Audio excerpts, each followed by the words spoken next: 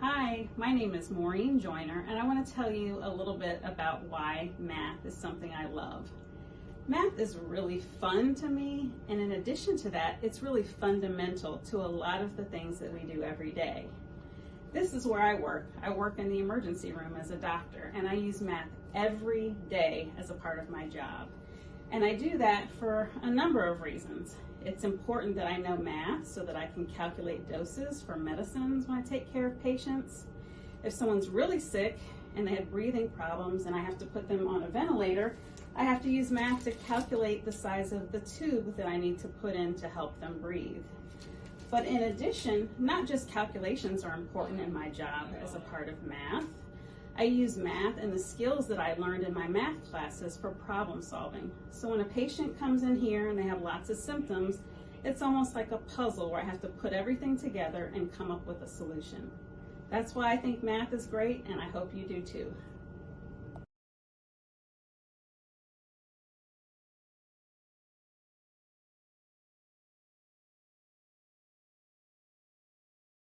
Hi, I'm Terry. I'm a beekeeper, and these are my bees.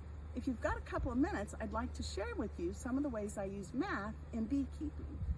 One of the things I have to do as a beekeeper is make sure that there's plenty of room for the colony to grow within the hive. And I do that by adding new boxes. But I can't just add boxes when I feel like it. I have to wait until this box is about 80% full. The top box needs to be about 80% full.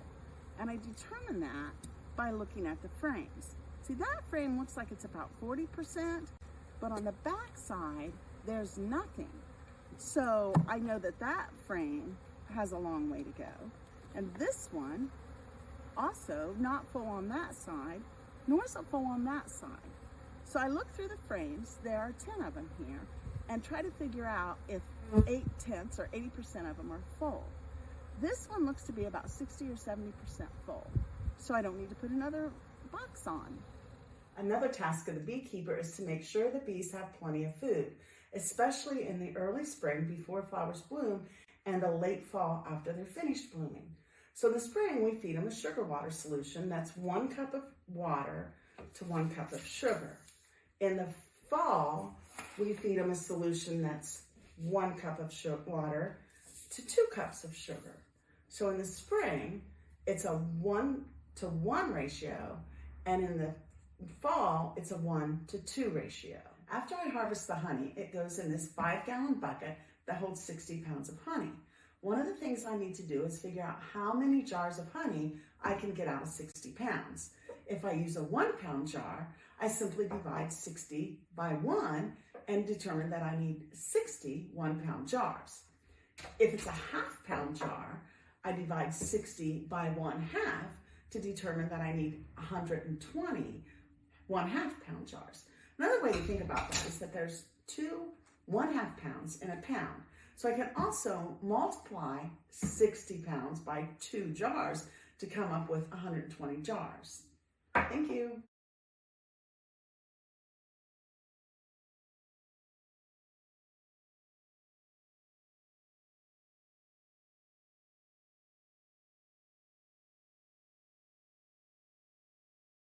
Hello, all of my little mathletes out there. I hope you're doing well. My name is Matt Wolf. I'm a fisheries biologist with the Ohio Division of Wildlife. Now, for me as a fish biologist, one thing that I do is make sure fish populations are healthy. I want to make sure they're growing okay, if they're eating right, and of course, that the anglers are happy when they're out fishing. So how do I use my math skills to ensure that happens? Each year, we probably measure about 10,000 fish to make sure that they're healthy in our waters here in Northeast Ohio. 10,000 fish. We measure out how long they are. So when you see fish like this big old catfish, we have to make sure that we take lengths on it every year to make sure that they're healthy. So we put our catfish on a measuring board as such. We'll go to his tail, stretch him out.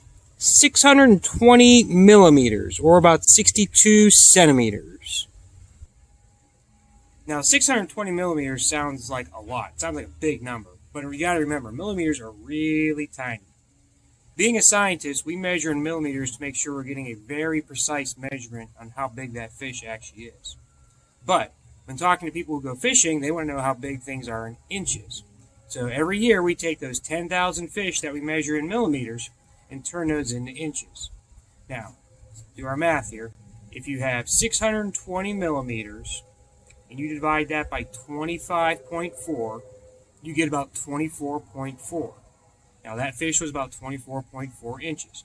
There are 25.4 millimeters in an inch. So that's how you do your conversion. So that was just a real quick example on how I use math each and every day for the Ohio Division of Wildlife. You'll hear other speakers today too talk about how they use their math skills every day. So hopefully you'll realize how important it is to keep up on your math skills and actually improve your math skills as you get older. I wish you luck the rest of your school year. I hope that you'll be future mathletes out there and we can see you in our field. And good luck in all that you do. Thank you.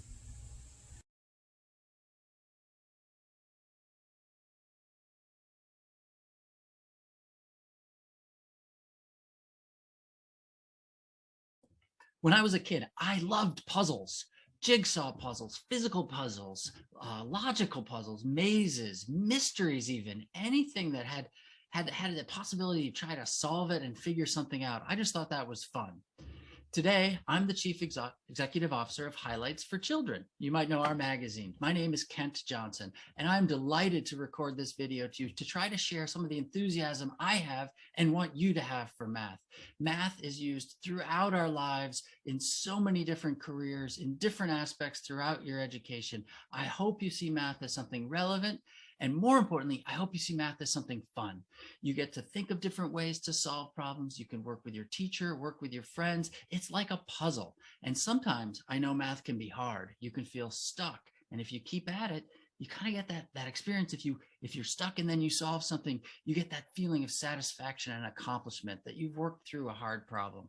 So I want to wish you all well, tell you I've used math throughout my life from very early on in school and in childhood. It's been something that's been really great, and I hope you have a great experience in math and keep at it. Thank you.